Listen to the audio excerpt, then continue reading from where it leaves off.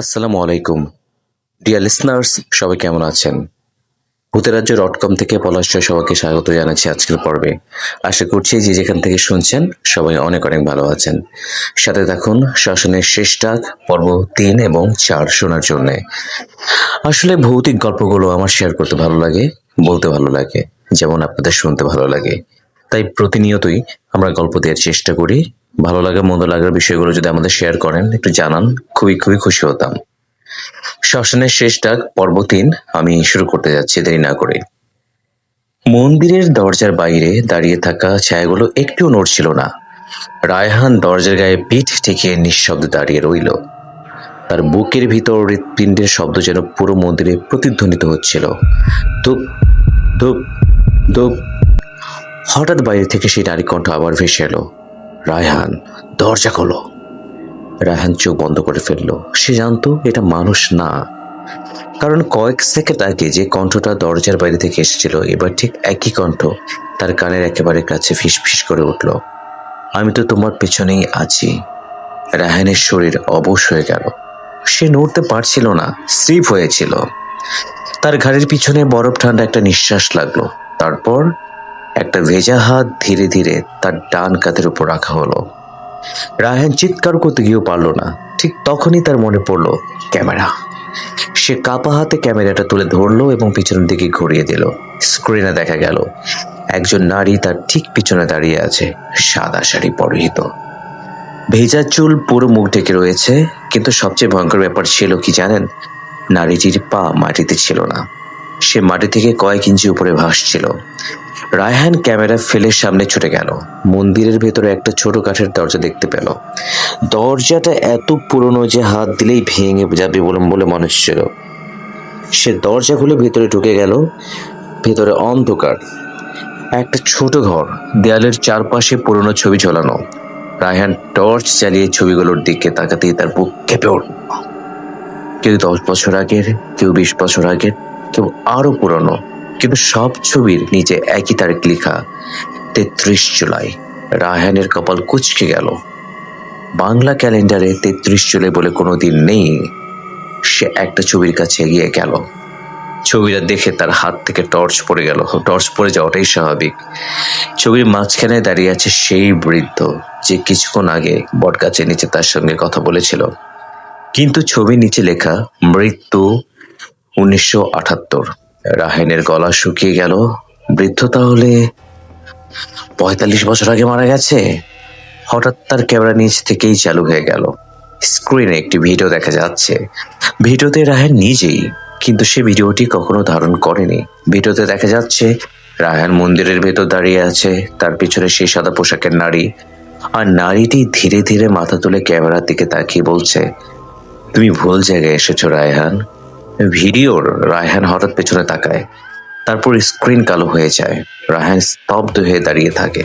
তারপর ক্যামেরার স্পিকারে খুব ধীরে একটা শব্দ আসে, পেছনে তাকিও না। রায়হান বুঝতে পারে না এই কথাটা তাকে কে বলল, কারণ ঠিক সেই মুহূর্তে তার পিছনে কেউ একজন দাঁড়িয়েছিল। সে অনুভব করতে পারছিল একটা ঠান্ডা হাত ধীরে ধীরে তার মাথার উপর উঠে এলো। কিন্তু হাতটা তাকে স্পর্শ করার আগেই মন্দিরের বাইরে থেকে প্রচন্ড একটা ঘন্টার শব্দ হলো, ঢং। রায়হান চমকে সামনে তাকালো। তারপর আরো 3 বার ঢং ঢং ঢং। 4 নম্বর ঘন্টা বাজতেই পুরো মন্দির কেঁপে উঠলো, আর দেয়ালের সব ছবির মানুষগুলো একসঙ্গে চোখ খুলে ফেললো। রায়হান পিছনে যেতে যেতে দেয়ালে ধাক্কা খেলো। ছবির মানুষগুলো নড়ছে না, শুধু তাদের চোখগুলো তার দিকে তাকিয়ে আছে। তারপর একটা ছবির ভিতর থেকে ফিস ফিস শব্দ এলো, রায়হান। আরেকটা ছবি বলল, তুই আমাদের নাম শুনেছিস? তৃতীয় ছবির মানুষটা দাঁত বের করে হাসলো, এখন তোর নামও এখানে লেখা হবে। রায়হান দৌড়ে দরজা দিকে গেল, কিন্তু দরজা বন্ধ। সে ধাক্কা দিল 1 বার, 2 বার, 3 বার, কিন্তু দরজা খুলল না। তারপর মেঝের নিচ থেকে একটা শব্দ এলো, খুশ খুশ খুশ। কেউ যেন মাটির নিচ থেকে উপরে উঠছে। রায়হান ধীরে ধীরে নিচে তাকালো। মেঝের ফাটল দিয়ে কালো ধোঁয়া বের হচ্ছে, আর সেই ধোঁয়ার মাঝখান থেকে একটা হাত বেরিয়ে এসে মেঝেতে লিখতে শুরু করলো। আর একজন বাকি। রায়হানের নিঃশ্বাস বন্ধ হয়ে গেল। আর একজন? কে? কে তাহলে? কে সে? তারপর মন্দিরের অন্ধকারে সেই বৃদ্ধের গলা শোনা গেল, তুই একা আসিসনি রায়হান। রায়হান জমে গেল। বৃদ্ধ আবার বলল, তোর সঙ্গে যে এসেছে সে এখনো বাইরে দাঁড়িয়ে আছে। রায়হান বুঝতে পারলো না বৃদ্ধ কি বলতে চাইছে। সে তো একাই এসেছিল। কিন্তু ঠিক তখনই তার ফোন বেজে উঠল। স্ক্রিনে যে নামটা ভেসে উঠল সেটা দেখে তার হাত কাঁপতে লাগলো। কলিং রায়হান। কি ভয়ঙ্কর, তাই না দর্শক মণ্ডলী? নিজের নাম্বার থেকে নিজের ফোনে কল। রায়হান ফোনটা ধরলো না, কিন্তু কয়েক সেকেন্ড পর ফোনটা কেটে গেল। তারপর একটা মেসেজ এলো, মাত্র 3টা শব্দ, আমি বাইরে আছি। রায়হানের চোখ দরজার দিকে স্থির হয়ে গেল। তারপর বাইরে থেকে তার নিজের কণ্ঠে কেউ বলল, রায়হান দরজা খোল। দর্শক মণ্ডলী, আমাদের 3য় পর্বটা কেমন লাগলো জানাবেন। এবারে শুরু করতে যাচ্ছি শ্মশানের শেষটা, পর্ব 4। রায়হানের শরীরের সমস্ত শক্তি যেন শেষ হয়ে গেল। বাইরে থাকিয়ে থাকা জিনিসটা তার কণ্ঠ নকল করছে, কিন্তু কেন? সে ধীরে ধীরে দরজার কাছে এগিয়ে গেল। তারপর নিচের ফাঁক দিয়ে বাইরে তাকালো। কেউ নেই, শুধু ঘন কুয়াশা। আর মাটির ওপর একটা ছায়া, মানুষের মতো ছায়া, কিন্তু ছায়াটার মাথা নেই। কি ভয়ঙ্কর, তাই না দর্শক? রায়হান পিছিয়ে এলো। ঠিক তখনই দরজার ওপাশ থেকে তার নিজের কণ্ঠে আবার বলা হলো, আমি জানি তুই ভিতরে আছিস। রায়হান মুখ চেপে ধরল। হঠাৎ তার ক্যামেরার স্ক্রিন জ্বলে উঠল। স্ক্রিনে এবার লাইভ ফুটেজ। মন্দিরের বাইরে দেখা যাচ্ছে একজন রায়হান দাঁড়িয়ে আছে, একই পোশাক, একই ক্যামেরা, একই মুখ। সে দরজার দিকে তাকিয়ে আছে, আর তার ঠোঁটে একটা অস্বাভাবিক হাসি। স্ক্রিনের সেই রায়হান ধীরে ধীরে ক্যামেরার দিকে তাকিয়ে বলল, তুই যদি আমাকে দেখতে পারিস তাহলে বুঝবি তুই আর আমি মানুষ নেই। তুই আর মানুষ নেই। রায়হানের হাত থেকে ক্যামেরা পড়ে গেল। সে নিজের হাতের দিকে তাকালো, আঙ্গুলগুলো কাঁপছে, চামড়া ঠান্ডা, অস্বাভাবিক ঠান্ডা। সে নিজের বুকের উপর হাত রাখলো। হৃদস্পন্দন আছে, কিন্তু খুব ধীরে। ধূপ। অনেকক্ষণ পর আবার ধূপ। রায়হান বুঝতে পারলো না সে সত্যিই জীবিত কিনা। হঠাৎ মন্দিরের ভেতরের দেয়ালে একটা দরজা দেখা গেল, যেখানে কয়েক সেকেন্ড আগেও কোনো দরজা ছিল না। দরজার উপরে খোদাই করা শেষ ডাকের ঘর। দরজাটা নিজে থেকেই খুলে গেল। ভেতর থেকে ভেসে এলো পোড়া কাঠের গন্ধ। রায়হান জানতো সেখানে যাওয়া উচিত নয়, কিন্তু তার পা যেন নিজের ইচ্ছায় এগিয়ে যেতে লাগলো। 1 পা, 2 পা, 3 পা। ঘরের ভিতরে ঢুকতেই দরজা বন্ধ হয়ে গেল। চারিদিকে অন্ধকার। তারপর একটা ছোট লাল আলো জ্বলে উঠল। আলোর নিচে একটা কাঠের টেবিল। টেবিলের উপরে রাখা একটা পুরনো রেজিস্টার।